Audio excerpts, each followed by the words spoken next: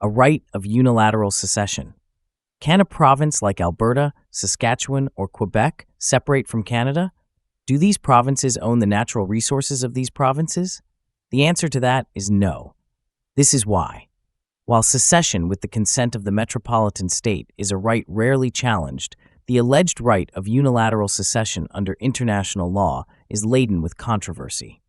In the Declaration on the Granting of Independence to Colonial Countries and Peoples, adopted by the General Assembly in 1960, Section 6, it is stated that any attempt aimed at the partial or total disruption of the national unity and the territorial integrity of a country is incompatible with the purposes and principles of the Charter of the United Nations. This paragraph undoubtedly rejects a right of secession, but the formulation is subsequently restricted in the Friendly Relations Declaration, adopted by the General Assembly in 1970. Principle 5, Section 7 of the Friendly Relations Declaration protects the territorial integrity of states, conducting themselves in compliance with the principle of equal rights and self-determination of peoples, representing the whole people belonging to the territory without distinction as to race, creed, or color. The aforementioned formulation is basically repeated in Article 1 of the 1993 Vienna Declaration and in Article 1 of the Declaration on the occasion of the 50th anniversary of the United Nations, adopted in 1995, hereafter 50th Anniversary Declaration. An obvious conclusion drawn from the provision is that territorial integrity is not guaranteed in a case in which a state does not respect the right to self-determination of peoples, discriminating a subgroup through denying its right to internal self-determination. The territorial integrity of states is limited through its own non-compliance with the right to self-determination of peoples. As determined above, the provision is directed towards states, which means that the dismemberment or impairment of state territorial integrity refers to actions of other states. The international community could thereby legally take action if a state grossly violates the internal dimension of self-determination. Such action taken by the international community can be aid or recognition of independence of the discriminated seceding entity, which would otherwise be perceived as illicit. An act of secession may then be authorized or encouraged by other states. Numerous scholars have argued that the provision entails a right for so-called remedial secession, a right for peoples to secede under certain circumstances as a last resort, as an ultimum remedium. In a situation in which a state deliberately and sustainably discriminates a part of the population and does thus not represent the whole population, the right to self-determination would, if not remedial secession was included, be a hollow shell for the entity in question. The possibility of a right to remedial secession implicitly been acknowledged in several judicial decisions which are explored below. Merzweig, page 24. World Conference on Human Rights, Vienna Declaration and Program of Action, 12th of July 1993. UN Doc, UFCON 57-23, ILM 1661. 1993 Vienna Declaration. UNGA Declaration on the occasion of the 50th anniversary of the United Nations Res. 56, 9th of November 1995, 50th Session, UN Doc A 5048, 50th Anniversary Declaration. Johansson, page 70. It cannot be use of force other than through the decision of the UN Security Council. See Johansson, page 123. Oder, page 114. Principle Vive, Section 7 Friendly Relations Declaration, Art 1, 2. 1993 Vienna Declaration and Art 1, 3, 50th Anniversary Declaration. See example Buchheit pages 2 and 21 to 23, Cassis page 118, Anderson pages 358 to 368. Merzweig, 26. It is clear and practically beyond dispute that the right to self-determination of peoples does not contain an unconditional right of secession. Oder.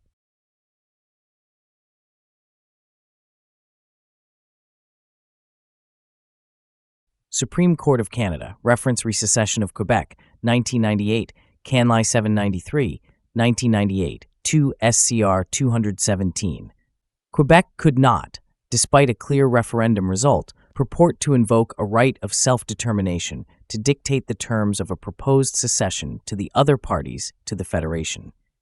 The Democratic vote, by however strong a majority, would have no legal effect on its own and could not push aside the principles of federalism and the rule of law, the rights of individuals and minorities, or the operation of democracy in the other provinces or in Canada as a whole. Democratic rights under the Constitution cannot be divorced from constitutional obligations. Nor, however, can the reverse proposition be accepted. The continued existence and operation of the Canadian constitutional order could not be indifferent to a clear expression of a clear majority of Quebecers that they no longer wish to remain in Canada. The other provinces and the federal government would have no basis to deny the right of the government of Quebec to pursue secession should a clear majority of the people of Quebec choose that goal, so long as in doing so, Quebec respects the rights of others. The negotiations that followed such a vote would address the potential act of secession as well as its possible terms should in fact secession proceed. There would be no conclusions predetermined by law on any issue.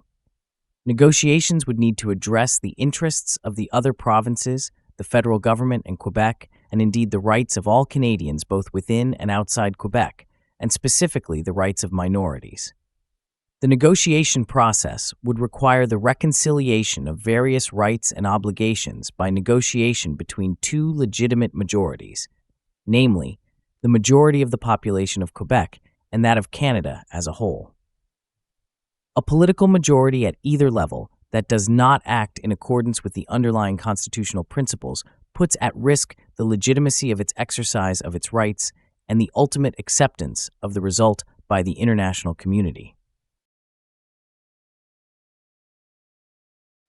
The court was also required to consider whether a right to unilateral secession exists under international law. Some supporting an affirmative answer did so on the basis of the recognized right to self-determination that belongs to all peoples. Although much of the Quebec population certainly shares many of the characteristics of a people, it is not necessary to decide the people issue because, whatever may be the correct determination of this issue in the context of Quebec, a right to secession only arises under the principle of self-determination of people at international law, where a people is governed as part of a colonial empire, where a people is subject to alien subjugation, domination, or exploitation, and possibly where a people is denied any meaningful exercise of its right to self-determination within the state of which it forms a part. In other circumstances, peoples are expected to achieve self-determination within the framework of their existing state. A state whose government represents the whole of the people or peoples resident within its territory on a basis of equality and without discrimination, and respects the principles of self-determination in its internal arrangements, is entitled to maintain its territorial integrity under international law and to have that territorial integrity recognized by other states. Quebec does not meet the threshold of a colonial people or an oppressed people, nor can it be suggested that Quebecers have been denied meaningful access to government to pursue their political, economic, cultural, and social development. In the circumstances, the National Assembly, the legislature, or the government of Quebec do not enjoy a right at international law to effect the secession of Quebec from Canada unilaterally. Secession means separation of provinces or territories. If Quebec cannot separate from Canada or Catalan from Spain, then neither can Alberta. The premiers do not have final say over their provinces, nor does Alberta or Saskatchewan own the oil or any minerals, etc. All resources in Canada belong to all Canadians and Indigenous peoples. Let me repeat, at international law, it is clear and practically beyond dispute that the right to self-determination of peoples does not contain an unconditional right of secession. At international law, states are countries. Provinces are not countries. All Canadians, plus all Indigenous peoples of Canada, even the Indigenous in the USA, would have to say yes, and only then could it be done. But why would any of us allow that to ever happen? Together, we the people own it all. No Prime Minister or Premier has any rights to our resources within the whole of Canada since 1982. There are other reasons why separation of a province or territory cannot legally happen within Canada or internationally, but these are the most relevant. Our official decolonization, April 17, 1982, at UK, Canadian, and international law made the peoples of Canada the official political and civil rights holders over our government and country. However, the federal and provincial leaders failed to announce it and give us our legal and lawful rights as determined and specified by international law. The provinces should have been trading equally within Canada without provincial borders. To steal our rights, they perpetrated the lies by remaining the same as if we were still run as colonies by illegally circumventing our collective rights. Statutes of Canada 2000. Summary. The purpose of this enactment is to give effect to the requirement for clarity set out in the opinion of the Supreme Court of Canada in the Quebec Secession reference. The enactment provides for the House of Commons to determine the clarity of a referendum question on the secession of a province and sets out some of the factors to be considered in making its determination. It prohibits the Government of Canada from entering into negotiations on the terms on which a province might cease to be part of Canada if the House of Commons determines that the referendum question is not clear. The enactment also provides for the House of Commons to determine, following a referendum on secession in a province, if a clear majority of the population of the province has clearly expressed a will to cease to be a part of Canada and sets out the factors to be considered in making its determination. It prohibits the Government of Canada from entering into negotiations with the province unless a clear majority has clearly expressed its will to secede. Lastly, the enactment recognizes that the secession of a province from Canada requires an amendment to the Constitution of Canada, which in turn requires negotiations involving all provincial governments and the Government of Canada, and it also provides that certain matters must be addressed in negotiations before a constitutional amendment is proposed by a Minister of the Crown. An act to give effect to the requirement for clarity as set out in the opinion of the Supreme Court of Canada in the Quebec Secession reference, assented to 29th June. Whereas the Supreme Court of Canada has confirmed that there is no right under international law or under the Constitution of Canada for the National Assembly, Legislature, or Government of Quebec to effect the secession of Quebec from Canada unilaterally. Whereas any proposal relating to the breakup of a democratic state is a matter of the utmost gravity and is of fundamental importance to all of its citizens. Whereas the government of any province of Canada is entitled to consult its population by referendum on any issue and is entitled to formulate the wording of its referendum question.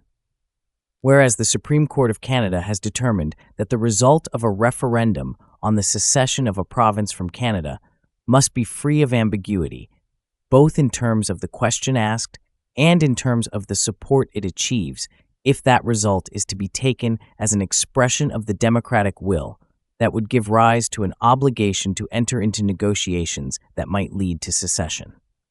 Whereas the Supreme Court of Canada has stated that democracy means more than simple majority rule, that a clear majority in favor of secession would be required to create an obligation to negotiate secession, and that a qualitative evaluation is required to determine whether a clear majority in favor of secession exists in the circumstances. Whereas the Supreme Court of Canada has confirmed that in Canada, the secession of a province, to be lawful, would require an amendment to the Constitution of Canada, that such an amendment would perforce require negotiations in relation to secession involving at least the governments of all of the provinces and the Government of Canada, and that those negotiations would be governed by the principles of federalism, democracy, constitutionalism, and the rule of law, and the protection of minorities. Whereas, in light of the finding by the Supreme Court of Canada that it would be for elected representatives to determine what constitutes a clear question and what constitutes a clear majority in a referendum held in a province on secession, the House of Commons, as the only political institution elected to represent all Canadians, has an important role in identifying what constitutes a clear question and a clear majority sufficient for the Government of Canada to enter into negotiations in relation to the secession of a province from Canada. And whereas it is incumbent on the Government of Canada not to enter into negotiations that might lead to the secession of a province from Canada. and that could consequently entail the termination of citizenship and other rights that Canadian citizens resident in the province enjoy as full participants in Canada, unless the population of that province has clearly expressed its democratic will that the province secede from Canada. Now, therefore, Her Majesty, by and with the advice and consent of the Senate and House of Commons of Canada, enacts as follows. 1. The House of Commons shall, within 30 days after the government of a province tables in its legislative assembly, or otherwise officially releases the question that it intends to submit to its voters in a referendum relating to the proposed secession of the province from Canada, consider the question and by resolution set out its determination on whether the question is clear. 2. Where the 30 days referred to in subsection 1 occur, in whole or in part, during a general election of members to serve in the House of Commons, the 30 days shall be extended by an additional 40 days. In considering the clarity of a referendum question, the House of Commons shall consider whether the question would result in a clear expression of the will of the population of a province on whether the province should cease to be part of Canada and become an independent state. 4. For the purpose of subsection 3, a clear expression of the will of the population of a province that the province cease to be part of Canada could not result from a referendum question that merely focuses on a mandate to negotiate without soliciting a direct expression of the will of the population of that province on whether the province should cease to be part of Canada, or b. a referendum question that envisages other possibilities in addition to the secession of the province from Canada, such as economic or political arrangements with Canada, that obscure a direct expression of the will of the population of that province on whether the province should cease to be part of Canada. 5. In considering the clarity of a referendum question, the House of Commons shall take into account the views of all political parties represented in the Legislative Assembly of the province whose government is proposing the referendum on secession, any formal statements or resolutions by the government or Legislative Assembly of any province or territory of Canada, any formal statements or resolutions by the Senate, any formal statements or resolutions by the representatives of the Aboriginal peoples of Canada, especially those in the province whose government is proposing the referendum on secession, and any other views it considers to be relevant. The Government of Canada shall not enter into negotiations on the terms on which a province might cease to be part of Canada if the House of Commons determines, pursuant to this section, that a referendum question is not clear, and, for that reason, would not result in a clear expression of the will of the population of that province on whether the province should cease to be part of Canada. Where the government of a province, following a referendum relating to the secession of the province from Canada, seeks to enter into negotiations on the terms on which that province might cease to be part of Canada, the House of Commons shall, except where it has determined pursuant to Section 1 that a referendum question is not clear, consider and by resolution set out its determination on whether, in the circumstances, there has been a clear expression of a will by a clear majority of the population of that province that the province cease to be part of Canada. 2. In considering whether there has been a clear expression of a will by a clear majority of the population of a province that the province cease to be part of Canada, the House of Commons shall take into account a. the size of the majority of valid votes cast in favor of the secessionist option, b. the percentage of eligible voters voting in the referendum, and any other matters or circumstances it considers to be relevant. 3. In considering whether there has been a clear expression of a will by a clear majority of the population of a province that the province cease to be part of Canada, the House of Commons shall take into account the views of all political parties represented in the Legislative Assembly of the province whose government proposed the referendum on secession, any formal statements or resolutions by the government or Legislative Assembly of any province or territory of Canada, any formal statements or resolutions by the Senate, any formal statements or resolutions by the representatives of the Aboriginal peoples of Canada, especially those in the province whose government proposed the referendum on secession, and any other views it considers to be relevant.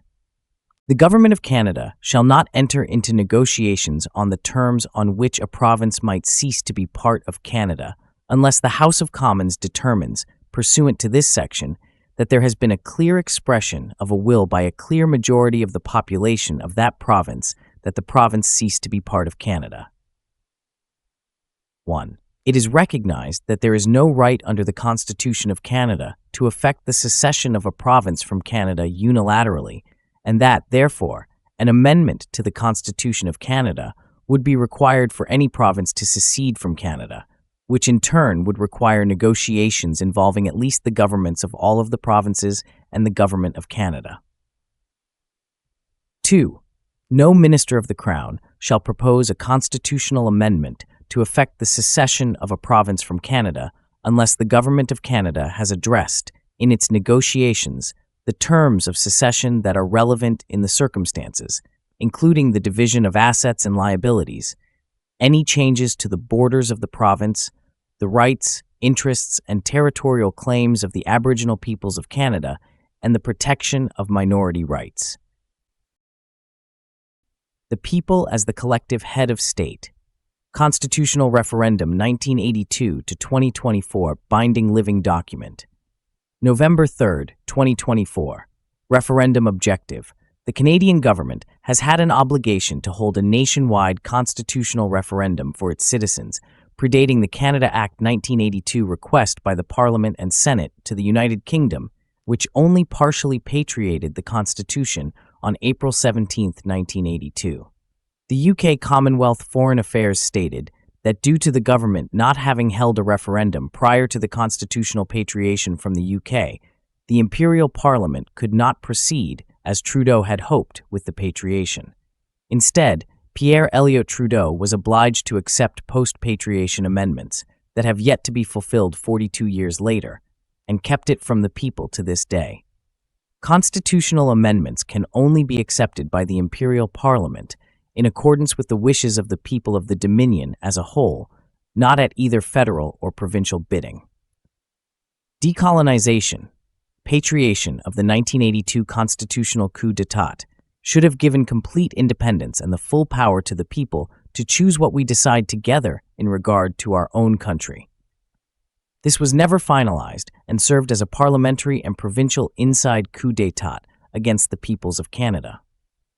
This coup d'état was further extended as of April 17, 1997, to Her Majesty Queen Elizabeth II and now to His Majesty King Charles III as Canada's heads of state. Therefore, the Canadian people hold the prerogative to rectify the purported 1982 coup d'état, which allegedly undermined the constitutional patriation of the Canada Act 1982, orchestrated by Pierre Elliott Trudeau's Liberal government, Parliament, Senate, and the provincial premiers. The Canadian government enacted the legislation without securing a mandatory referendum from affected Canadians regarding keeping the monarchy or the Canada Act 1982.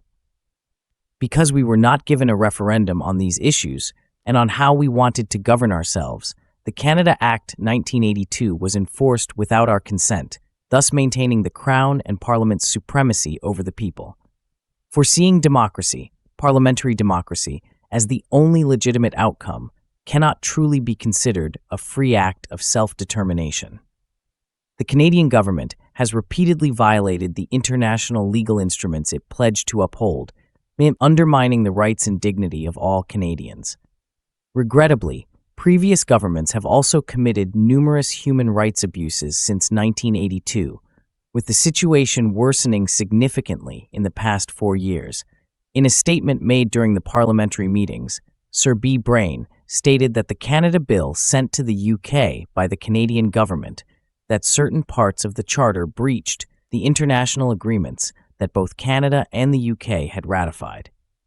There is much more shocking information within the Hansards that indicates that a coup d'état was committed against us by our own government and by every other government for the past 42 years since. The evidence suggests a systematic undermining of democratic processes by governmental authorities over the past 4 decades. See discussions in UK Parliament regarding Canada Bill 1982, Canada Bill Hansard. UK House of Commons Debate 17th February 1982, Volume 18 CC 292-373. My honourable friend, the member for Essex South East, Sir B. Brain, has shown clearly and cogently how certain parts of that charter offend and infringe two international agreements to which we are signatories, Article 17 of the Universal Declaration of Human Rights and Articles 1 and 27 of the International Covenant on Civil and Political Rights. Some of us may not wish to be signatories to those two agreements, but we are bound by them. So long as we choose to be fettered by those covenants, they remain shackles upon the House, and we should recoil from any legislation that infringes upon them. To do otherwise would be dishonorable, even disreputable. It is of course true that Canada is also a signatory to both agreements, but whether she decides to infringe them is not a matter for us. Two wrongs cannot make a right. The Indian nations are justified in questioning the bona fides of the Canadian Prime Minister. I say that with great regret. As long ago as 1969, he spoke in Vancouver about the need to bring to an end the historic treaty rights of the Indian peoples, and spoke of how in due course those rights must be extinguished. He refuses even now to sit at the conference table to discuss and define what those rights are. He will not do so until the new Constitution of Canada is established, and at that stage he will have the power to override the Indians. That is our dilemma. We do not wish to offend Canada, but if we pass the bill in its present form, we shall infringe two international agreements and at the same time disregard the rights of the Indian nations given under 83 treaties between them and the British sovereign. For that reason, I shall find it difficult to support the bill. People's referendum purpose. This referendum is a legally binding living agreement between the signatories to achieve the required 51% of Canadians being in agreement with this referendum within a minimum of 7 provinces to reach a fair majority of our citizens. This referendum is to be combined in conjunction with the Indigenous and Civil Unified Sovereign Enactment, Citizens' Convention of Consent to Collective Self-Determination and Self-Governance, within a combined direct democracy system of governance. This means that all the citizens of Canada and the Indigenous nations would have to agree in 2 countrywide referendums to decide if Alberta can separate from Canada. If this isn't clear enough, I don't know what it will take for Canadians to awaken to our reality as being the true co-owners and shareholders of Canada as a whole since 1982.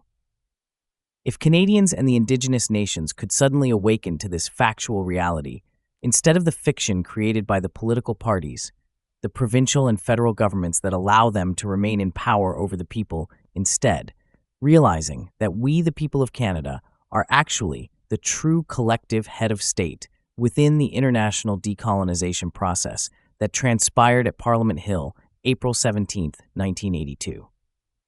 Therefore, and as consistently stated by the Canadian People's Union, the CPU, Power Shift to Freedom movement, will always continue to claim that any talk of separation from Canada is a ploy to keep all Canadians and Indigenous peoples stuck in useless debates and chaos while the governments continue to lie to us about our true rights.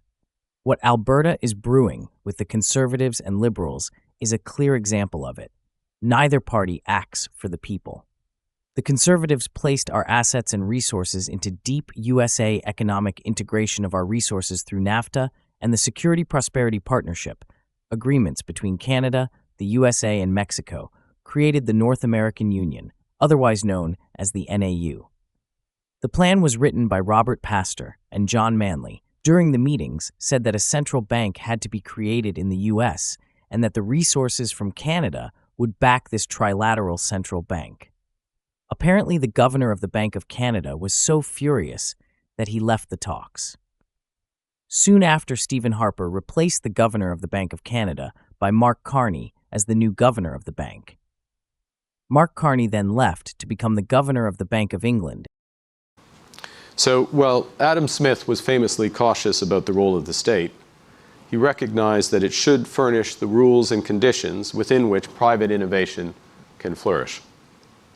In the monetary sphere, this means providing money which citizens can use with confidence and ease. And the Bank of England delivers just that. from the quality of our banknotes to the stability of our inflation, the resilience of our financial system, and the efficiency and reliability of our core payment system. As we do so, we're overhauling that core payment system, RTGS, so that private innovation can flourish. And by bringing crypto assets onto a level regulatory playing field, we can help catalyze a more resilient, effective, and innovative payment system. With all of these foundations in place, the scene is set for better payments, a better economy, and a better Friday night out. And now, Mark Carney is the Liberal Prime Minister of Canada who worked on the CBDC, now crypto, implementation at the World Economic Forum. This was part of the SPP supported by Stephen Harper and his Conservatives. Please read Building the North American Union, then change to Creating a North American Community, Chairman's Statement from an Independent Task Force on the Future of North America. Monday, March 14, 2005. The plan of the North American Union also laid the seeds of the CBDC cryptocurrency, then called the Amero, which, as the truth becomes exposed, we can connect to Bitcoin, which was finally launched in China under a bogus Chinese identity. The reality we see today, when all the dots are connected, is that since 1971, the USA ran into deep debts. This is when the oligarchs obviously agreed to create money out of thin air, based on the US dollar, since the US Federal Reserve sold US Treasury bonds in excess of the amount backed by gold. Now they would simply sell Treasury bonds backed by the US dollar. This did not help the US. They did not learn from 1971 to get out of debt. Instead, they fell deeper into chaos and more debt. Then came more lies, manipulation, and more cover-ups to remain as the world's superpower. The USA only owned 5% of the gold held at Fort Knox. This was another reason why the United Nations is located in the USA. All other gold was held there for protection on behalf of the other countries' recuperated gold, which most had been stolen by Hitler, while they focused on rebuilding their countries after World War II. This gold would also be left at Fort Knox as security for the billions of dollars the U.S. had loaned to them for the rebuilding countries, while they had to agree to also allow the U.S. to build military bases in their regions. When looking back to problems of the United States being broke due to their overselling of treasury bonds backed by gold becoming due in 1971, then the USD treasury bonds, depending on the maturity dates, have further created hardships in economic uncertainty or collapses in 1999, 2008 to 2025. Because of more overspending, the U.S. had to come up with another plan to circumvent the failing of the U.S. dollar and treasury, since countries were beginning to demand the repayment of the U.S. debt owed to them, such as China, Japan, the U.K., and other countries as shown in the U.S. debt chart. As in 1971, the oligarchs, though their private corporations and banks, had to create another guarantee to secure the oligarchs' wealth via the World Economic Forum. Hence the U.S. luring Canada and Mexico in creating the North American Union, deep economic integration, and changing our global monetary system that would incorporate a digital currency CBDC, first branded as the Amero and now crypto, that could be regulated to enable the complete control of humanity through a social credit system.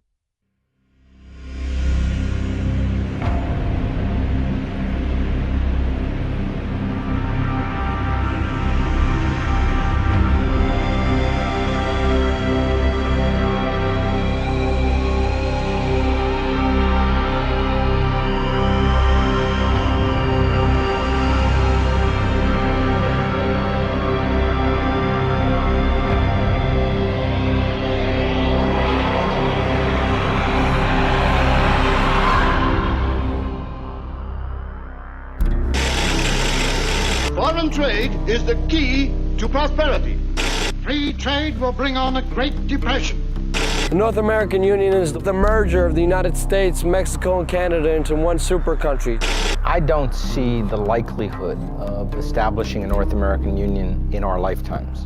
The road to North American Union is not a new development. Canadians are saying no to the North American Union and yes to Canada's sovereignty. The discussion here, and certainly I've been part of it and an advocate of it in a way, is that Canada, the US should seek to have a deeper type of integration with more predictable rules. Our economies now are very integrated. Our societies are growing increasingly integrated. What's needed now is a North American idea for all three. What kind of stuff was discussed at this meeting regarding the future of North America? I don't remember exactly. There are clear economic benefits from having a common currency. And he said himself there will be our North American Union, a one North American currency called the Miro. I am a staunch Canadian nationalist because of globalism. It's essentially the centralization of power into fewer hands. Canadians, Americans, and Mexicans will lose their sovereignty. Maybe national sovereignty is not such a good thing. I don't buy into the conspiracy theories around meetings. Do not be embarrassed. Do not be shy. Who cares if they call you conspiracy theorists? This is the truth. You get political change of fundamental nature of this sort only if you have a real big earth-shaking event. It's not going to stop with the North American Union. It's going to be one further step along the road to one world government. One world government? Mm-hmm, yeah.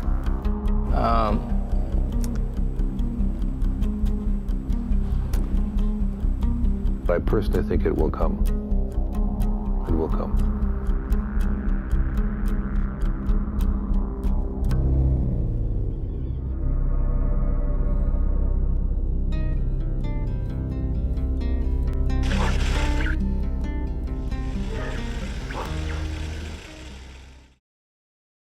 This is where we see the birth of the Bitcoin being implemented in China.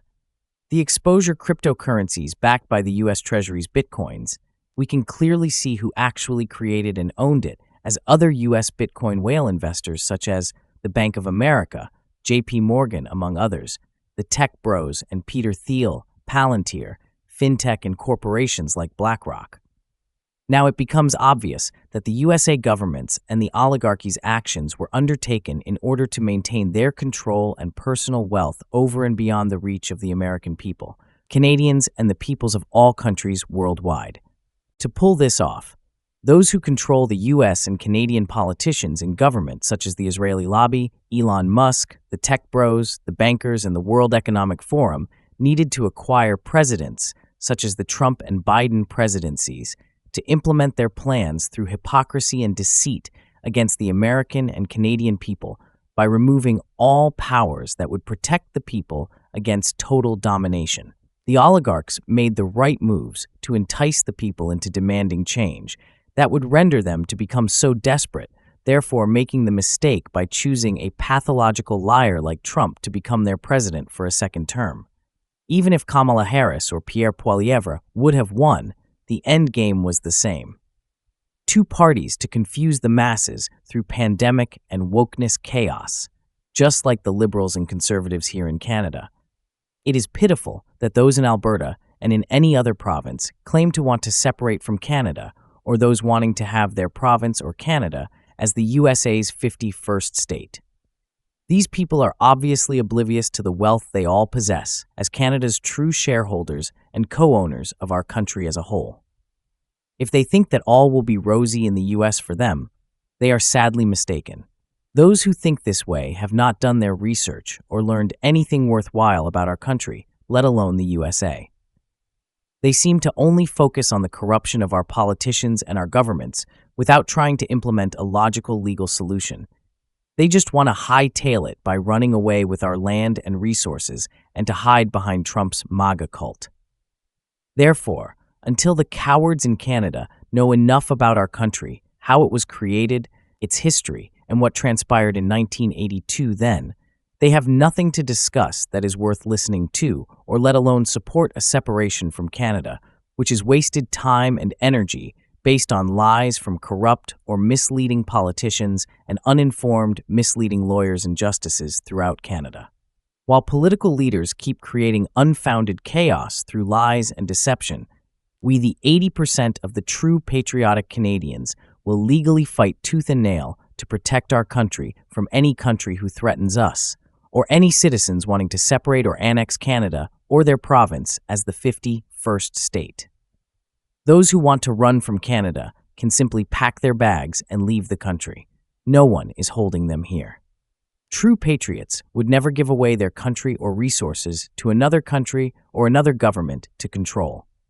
Those in the know realize the wealth this vast country has. This wealth belongs to all Canadians and Indigenous peoples, and not the federal or provincial governments. We the people, and not King Charles, Queen Elizabeth, or our governments, are the true legal owners of Canada, once we legally, lawfully correct the lies of the 1982 patriation of our Constitution and correct the true decolonization of our country from the United Kingdom. The fraud created against us by Pierre Trudeau, the 10 provincial premiers, and the parliamentarians was continuously perpetrated by each of the following governments at both the federal and provincial levels of Canadian governance of the last 43 years. The oligarch will always control our governments if we, the people, do not take our rightful places as the collective heads of state in each of our countries. To enact the further destruction of the American and Canadian people and our rights worldwide is an international coup d'etat against us all. If we, the people in all countries, do not legally rise the proper way, then our last chance at true freedom and control of our own destiny as a whole will disappear, and we will never become completely informed enough to plan our families' and country's future so that we can work better together in our country. We must also work in coordination with all the countries in order to instill a more peaceful time in the evolution, or our planet's destiny will be lost forever. The choice is in the hands of every single person in their country. It's not only nuclear war we need to fear, it's the lies our governments have generated. We as a people can end the lies and total control over our lives created by our government. We need all of you who love and believe in our country to achieve success in cleansing the mess our governments have created in stealing our rights. If you want real change and to succeed, then it is up to every one of us to do it, and not wait on a savior for the sake of our country and children. You can join us or donate to help the CPU.ca Power Shift to Freedom movement, and by also signing the People's Constitutional Canadian Referendum at canadianreferendum.ca.